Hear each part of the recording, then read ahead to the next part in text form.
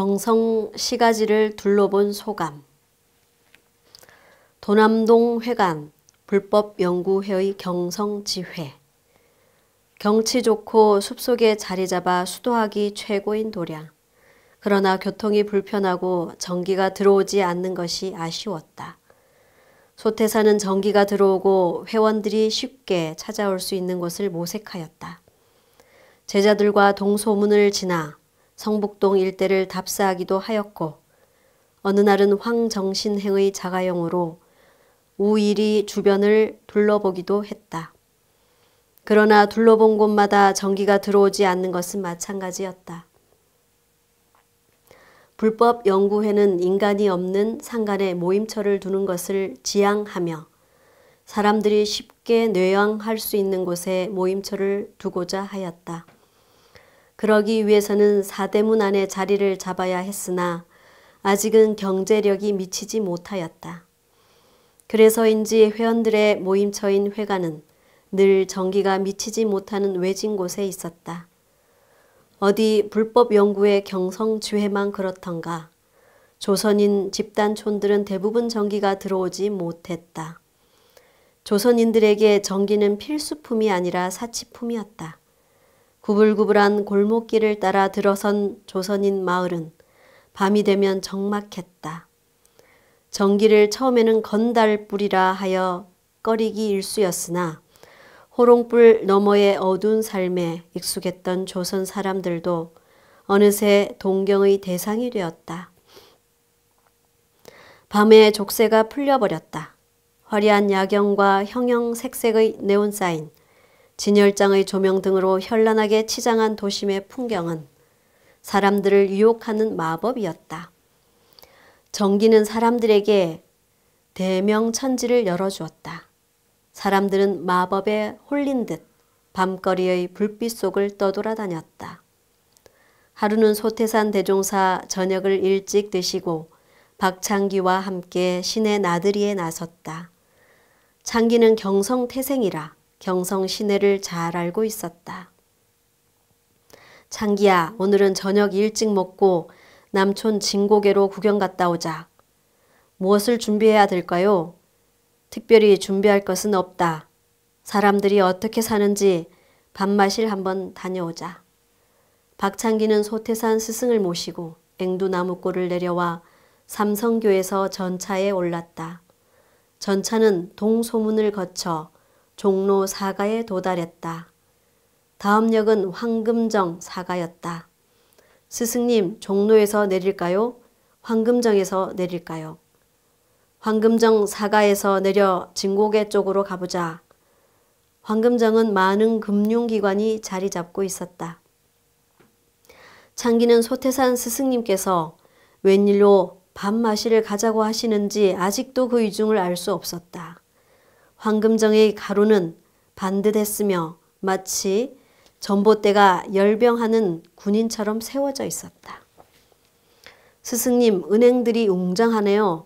저기 조선 취인소도 보이고요. 증권은 자본주의의 꽃이다. 이 증권가의 분화비처럼 일확천금을 꿈꾸고 미두노름에 뛰어든 사람들의 상처가 배어있는 곳이기도 하니 잘 봐두어라. 미두노름이 그렇게 무서운 건가요? 쌀과 콩의 시세 차이를 노리는 것이라 이익도 많지만 하루아침에 손해를 감수하기도 하겠지. 조선인들은 일본 거래상들의 정보력이나 금력에 농락당하여 패가망신 당하기 일쑤이지. 그런데 왜 이렇게 패가망신을 당하면서 분화비처럼 뛰어드나요? 욕심 때문이지. 그러나 자본은 좋고 나쁜 것이 아니다. 삶에 필요한 요소 중 하나란다. 다만 여유 자금을 활용하여 경기 부양을 하는 것이 아니라 거래 수익만 챙겨 일확천금을 노리기에 문제이지. 이는 투기판과 다를 것이 없다. 결국 일제의 자금력에 조선인들은 이용만 당하겠네요. 잘 보았다. 실제로 사람들을 위하는 생활자본이 형성되어 삶을 풍족하게 도와주는 금융기관이 꼭 필요하다. 우리의 상조조합이 바로 그런 역할을 하자는 것이잖아요. 그렇지. 아직은 작은 규모이지만 투기가 목적이 아니라 서로의 삶의 윤활유가 되고 마중물이 되어 자금이 있는 사람은 그 자금의 이윤이 공익활동이 되도록 회전시켜주는 것이지. 황금정은 이름 그대로 황금의 돈을 쫓아 어슬렁거리는 황금의 거리였다. 벌써 어둠이 내려 가로등에 불이 들어오기 시작했다. 하나둘씩 켜지는 가로등 아래에 사람들이 웅성웅성 서성거렸다. 일군의 무리와 남녀 한 쌍이 지나갔다. 어느덧 남촌의 진고개가 보였다. 스승님, 저기 보이는 것이 미스코시 백화점이네요. 그런가? 참으로 휘황찬란하구나. 다들 이곳 진고개를 한번 들러보는 것이 꿈이라고 합니다. 시골 갑부들은 이곳의 화려한 상점가의 진열대를 구경하고 신여성인 전문학교 여학생들은 방학철 이곳 진고개의 백화점에서 명품 꾸러미를 들고 귀향하는 것이 관행이라 합니다.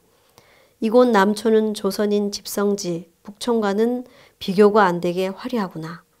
미스코시 백화점에 가보실까요? 창기는 먼저 백화점 문을 열어 스승을 안내하였다. 그런데 일본인들과 조선인 상류층들만 보이는구나. 이곳은 조선 최대의 백화점이라 그렇습니다. 스승님, 백화점의 빙수집에 한번 가볼까요? 아니면 얼음 커피 한잔 하실까요? 나중에 가보고 오늘은 번화가에 마실 나왔으니까 구경이나 하자. 참으로 파는 물건도 많고 상품들이 좋네요. 일본 상점은 재래의 상술과는 다르구나. 저기 봐라. 대매출도 있고 대매출 추천권도 있으니 흥미롭다. 이곳은 정가제라서 깎지를 못해요. 그러면서도 저렇게 할인 행사를 하기도 하니 조선시장과는 상술이 다르지요. 창기는 소태산 스승님을 모시고 지하의 주방용품과 식료품을 관람한 후 엘리베이터를 타고 1층부터 차례로 올라왔다. 약국, 화장품, 신발, 고급 상품과 남성복과 여성복의 온갖 상품들이 전시되어 있었다. 4층에는 귀금속점과 가구점, 그리고 카페, 레스토랑 등이 있었다. 이어 옥상 정원에 오르니 경성의 심장인 본정거리가 한눈에 펼쳐졌다. 경성 번화가는 가로등과 네온사인으로 화려했다. 소태사는 창기와 같이 공중 정원을 거닐며 경성 시가지의 야경을 바라보았다. 백화점은 근대 자본주의 교육장이구나. 이곳에 와보니 확연히 알겠다. 유행을 만들어 계속 새 것을 구입하도록 하는 것이 마치 바퀴를 굴리는 것 같구나. 유행은 지난 것을 낡은 것으로 여기게 하고 늘 새로운 것을 선호하게 만드는 것이잖아요. 백화점이라는 곳은 상품에 대한 소비 욕망을 부추겨 사람들을 소비의 신도로 만드는구나. 갖고 싶은 욕망을 부추겨 다투듯이 소비의 경쟁토록 만드는 장치 같구나. 그런데 스승님, 두루마기는 유행을 초월한 것 같아요. 이놈, 지금 스승을 놀린 것이지? 이 옷도 한 바퀴 돌면 유행에 맞을 때가 있을 거다.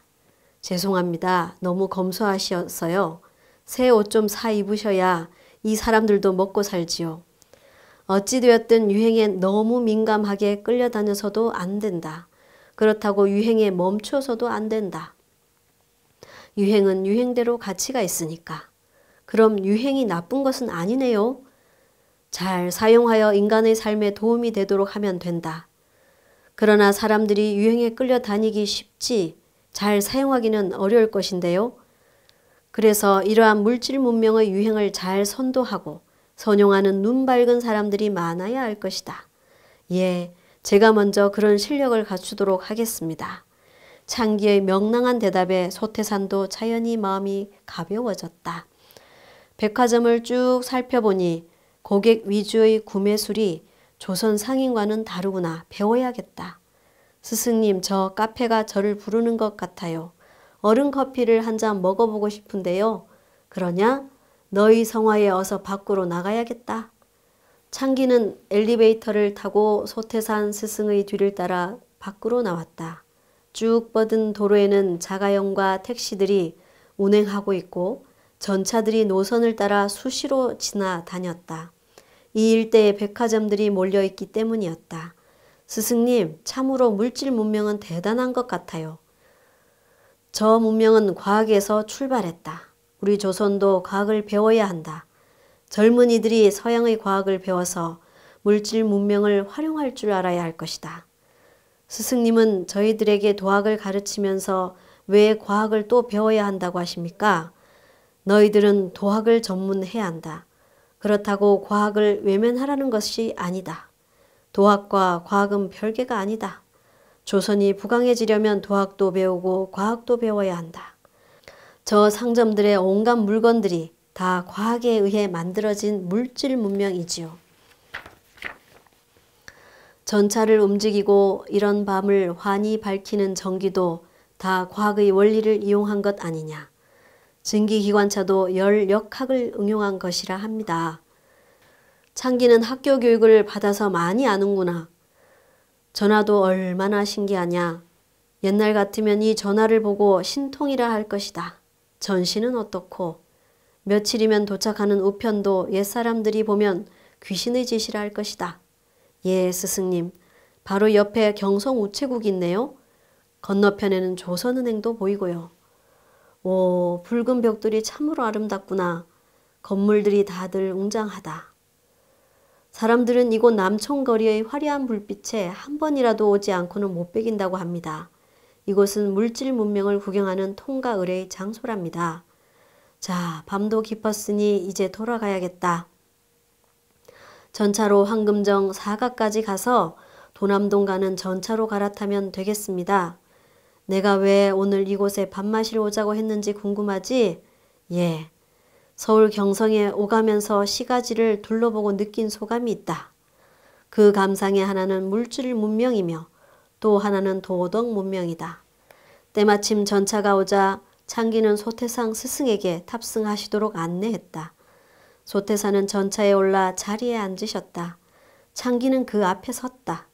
창기야, 세상 사람들이 문명의 혜택을 입는 하나는 물질의 문명이고 또 하나는 도덕의 문명이다. 물질 문명은 오늘 본 것들이지요. 그렇다. 물질 문명은 사람들의 생활에 한없는 편리와 유익을 끼쳐주니 그 은덕을 입은 사람으로서 그것을 발명하여 준 여러 연구자에게 감사한 뜻을 표해야 할 것이다. 다만 물질은 현상에 나타난 것이므로 그 효과가 빠른 반면에 변천이 있는 것이다. 그리고 그 성질이 고정한 반면에 국한이 있게 되므로 그들의 명예와 공덕은 드러나기도 쉽고 묻혀지기도 쉽다. 물질 문명은 주로 육신 생활에 편리를 주는 것이므로 그 공효가 바로 현상에 나타나기는 하나 그 공덕에 국한이 있다는 말씀이지요. 그렇지. 창기는 역시 말귀를 잘 알아들어 좋구나.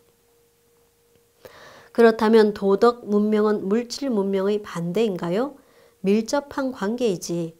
도덕 문명은 사람의 정신에 근본적 원리를 끼쳐주니 그 은덕을 입은 우리들은 그를 천명하신 모든 성자와 철인에게 감사할 줄 몰라서는 안 될 것이다. 그리고 도덕은 원래 무형한 마음을 단련하는 것이라 그 효과가 더딘 반면에 일체법을 포함치 아니함이 없으니 재생의세하는 위대한 힘이 어찌 한 세상에 그치고 말 것인가.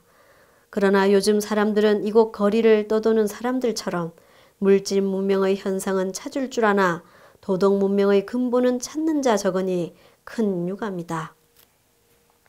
창기는 소태산 스승의 말씀을 받들면서 왜 신의 밥마시를 가자 하셨는지 그 뜻을 알 듯했다. 스승님, 스승님께서 오늘 저녁 시내 구경 가자 하신 뜻을 알겠습니다. 물질 문명과 도덕 문명을 병진해서 내외가 아우러져야 비로소 결함 없는 평화 안락한 세상이 된다는 것을 보여주기 위해서지요. 그렇다. 늘 물질 문명과 정신 문명 또는 과학 문명과 도학 문명이 병진되어야 된다고 누차 강조했다. 이런 일단의 모습을 너에게 보여주기 위해서였다. 지금 사람들은 물질 문명에 불나방처럼 매혹만 되어 있다. 정신을 차려 정신개벽을 해야 한다. 오늘의 견문을 잘 간직하여라. 예, 명심하겠습니다. 앞으로 과학 문명은 상상하지 못할 정도로 발전할 것이다. 지금은 물질 문명은 그 일단에 불과하다. 그러므로 더욱더 물질 문명을 잘 선용하는 정신 문명을 개벽시키지 못하면 인류의 파랑고에는 이루 말할 수 없을 것이다. 장기는 소태산 스승님의 말씀에 전율이 흘렀다. 아, 소태산 스승님은 물질 개벽의 시대에 고통받고 있는 우리들을 정신 개벽으로 구원하기 위해 오신 성자이시구나 라는 각성이 스쳐 지나갔다. 전차는 황금정 사가에 도착하였다. 이어오는 전차로 환승하니 점차 시내를 벗어나고 있었다. 박창기는 전차 창문 밖의 경성 시내를 바라보며 심고를 올렸다.